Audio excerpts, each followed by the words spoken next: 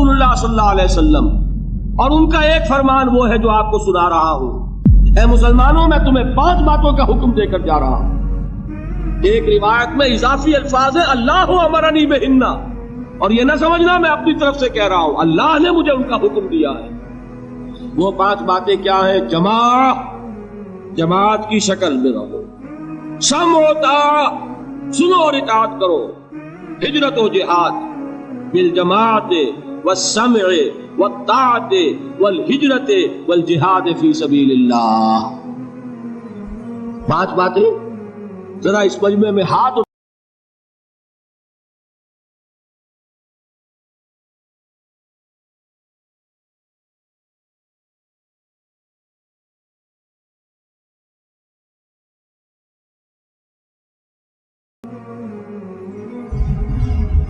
وجہ میں کل بتا چکا ہوں۔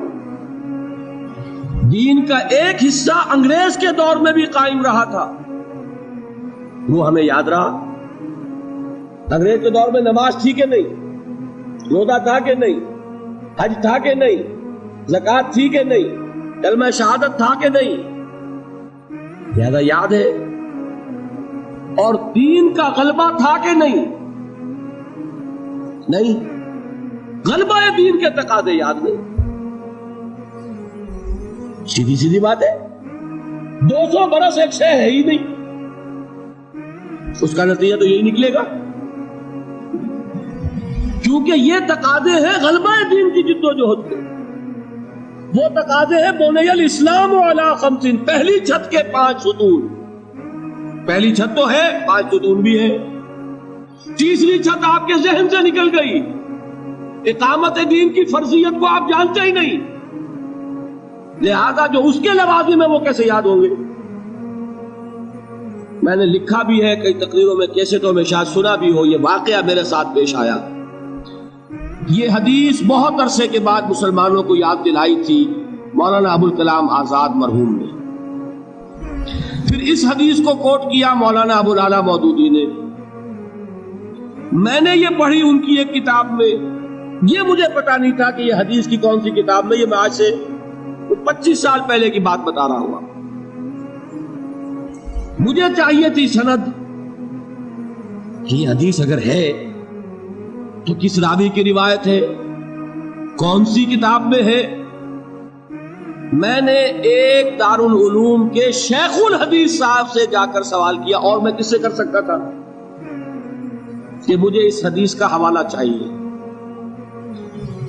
وہ اب بھی زندہ ہے، موجود ہیں، بزرگ ہیں، میں ان کا احترام کرتا ہوں۔ ان کا جواب یہ تھا کہ الفاظ بہت نامانوس، یعنی کچھ ذہن میں ہے نہیں، نامانوس سے الفاظ ہیں۔ اس کے بعد جب مجھے پتا چلا یہ مشکات کی روایت ہے، مسند احمد ابن حنبل اور جامع ترمذی کے حوالے سے مشکات میں، مشکات تو پہلی کتاب ہے جو پڑھائی جاتی ہے حدیث کی۔ سوال پیدا ہوا کہ یہ کیوں اوجھل ہو گئی نگاہوں سے؟ جان لیجئے یہ انسان کا ایک خاص فنومینن ہے، جس چیز پر توجہ ہوتی ہے وہی نظر آتی ہے، توجہ نہیں ہے تو آپ گزر جائیں گے اور آپ کو نظر نہیں آئے گی شے۔ آپ کسی اور خیال میں ہیں، آپ کے سامنے سے کوئی گزر جائے گا، آپ کو نظر بھی نہیں آئے گا کوئی گزر جائے۔ یہ معاملہ ہوا حضرت عثمان کے ساتھ۔ حضرت عثمان کسی فکر میں بیٹھے ہوئے تھے، حضرت ابوبکر گزرے، حضرت عمر رضی اللہ تعالیٰ عنہ گزرے، سلام کیا، انہوں نے جواب نہیں دیا۔ اب یہ ناراض ہوئے اپنے دل میں، جا کے شکایت کی حضرت ابوبکر سے۔ غالباً حضور کے انتقال کے بعد کا واقعہ ہے، اور حضور کے انتقال کے صدمے میں وہ اس وقت بیٹھے ہوئے تھے۔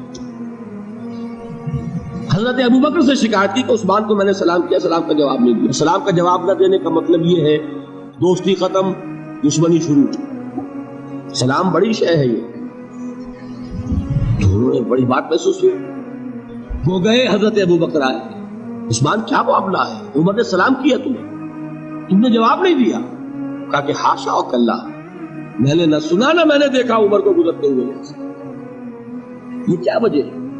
اس لیے کہ توجہ اس وقت کسی اور چیز پر تھی، آنکھیں کھلی ہیں لیکن آدمی نظر نہیں آتا۔ سمجھو، آپ پڑھتے چلے جائیں گے، ہو سکتا ہے کہ کوئی چیز جو ہے 10 دفعہ آپ کی نگاہوں سے گزری ہو، آپ نے پڑھی نہیں۔ یہ معاملہ ہے، چونکہ یہ چیز ذہنوں سے اوجھل ہو چکی کہ دین کو قائم کرنا بھی فرض ہے، لہذا جو اس کے تقاضے ہیں وہ ذہن ان کو قبول ہی نہیں کرتا، الفاظ پڑھ لیتے ہیں، مفہوم کی طرف توجہ نہیں ہوتی۔ یہ تقاضے اقامت دین کے بالجماعت والسمع والطاعت والہجرت والجہاد فی سبیل، جماعت لازم، جماعت بھی ڈھیلی ڈھالی نہیں، 4 آنے کی ممبری والی نہیں، بلکہ بڑی مضبوط جماعت، ڈسپلن جماعت، سم و طاعت والی جماعت، لسن اینڈ اوبے۔ یہ ہم نے پڑھی تھی 10ویں جماعت میں، ایک نظم آپ نے بھی پڑھی ہوگی، charge of the light brigade. ایک لائٹ بریگیڈ رسالہ ہے، اسے حملے کا حکم دے دیا ہے کمانڈر نے۔ وہ 600 افراد تھے اس دستے میں۔ ایک شخص یہ سوچ رہا ہے someone has blundered، کوئی بہت بڑی غلطی ہو گئی ہے، کسی نے بڑا غلط فیصلہ کیا۔ کیوں؟ cannon to right of them, cannon to left of them, cannon in front of them, cannon behind them۔ داہنی طرف بھی توپ خانہ لگا ہوا ہے، بائیں طرف بھی توپ خانہ ہے، سامنے بھی توپ خانہ ہے، پیچھے بھی توپ خانہ ہے۔ اس حال میں رسالہ چارج کرے گا تو کیا ہوگا؟ خاتمہ۔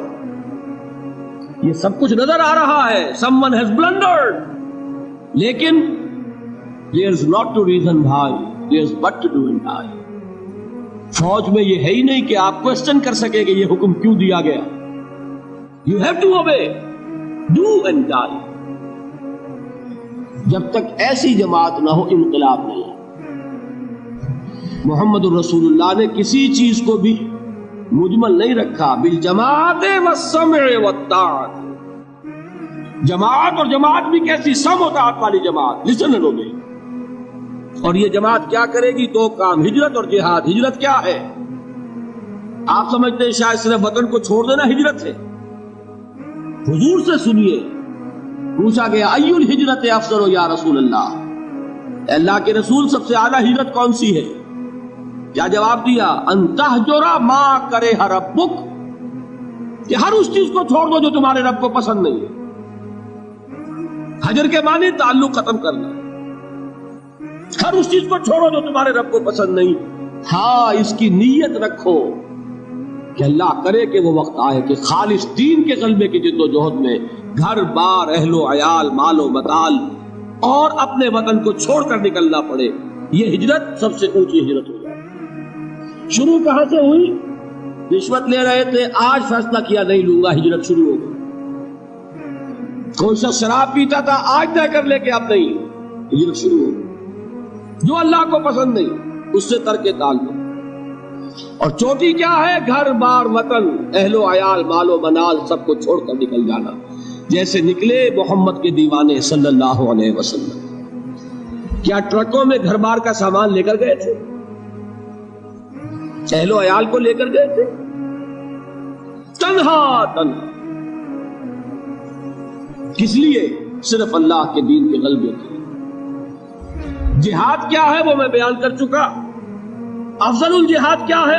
ان تجاہد نفسک فی طاعت اللہ، لیکن نیت چوٹی کی رکھنی ہوگی۔ حضور نے فرمایا جو مسلمان مرا اس حال میں کہ نہ اس نے اللہ کی راہ میں کبھی جنگ کی، نہ جنگ کی خواہش رکھی، نہ اس کے دل میں شہادت کی آرزو تھی، فقد مات علی شعبۃ من النفاق، تو وہ ایک قسم کے نفاق پر مرا ہے، ایمان پر نہیں مرا۔